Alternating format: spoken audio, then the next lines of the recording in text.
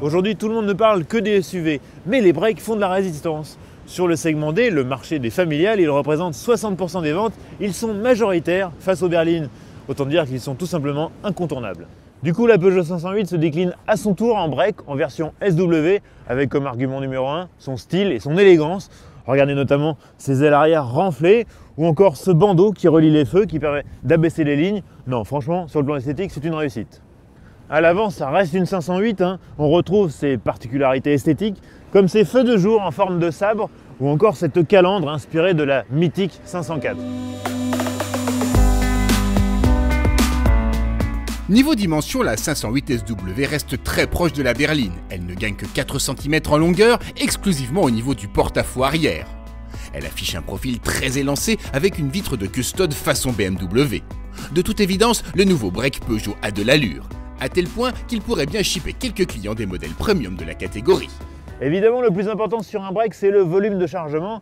Et de ce côté-là, la 508 SW est plutôt bien lotie. De base, on a 530 décimètres-cubes. Et lorsqu'on utilise ces petites poignées pour abattre les sièges, là, on monte carrément à quasiment 1800 décimètres-cubes.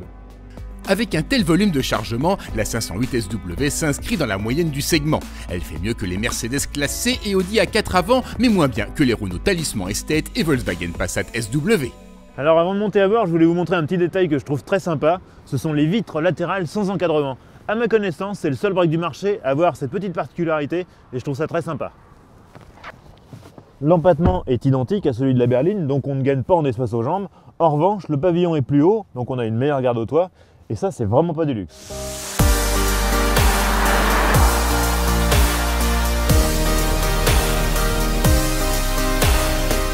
Originale à l'extérieur, la 508 SW, elle est encore plus à l'intérieur.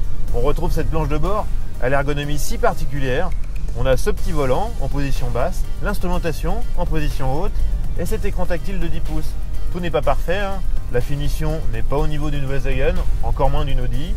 Dans le détail, certains matériaux manquent de classe, les assemblages manquent un peu de rigueur, et puis l'écran tactile, il manque un peu de réactivité. Il se passe toujours un petit délai entre le moment où on appuie et le moment où il se passe quelque chose.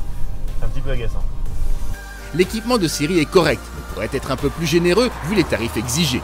Les équipements technologiques, comme le régulateur adaptatif avec maintien dans la voie ou l'assistant créneau, sont trop souvent en option.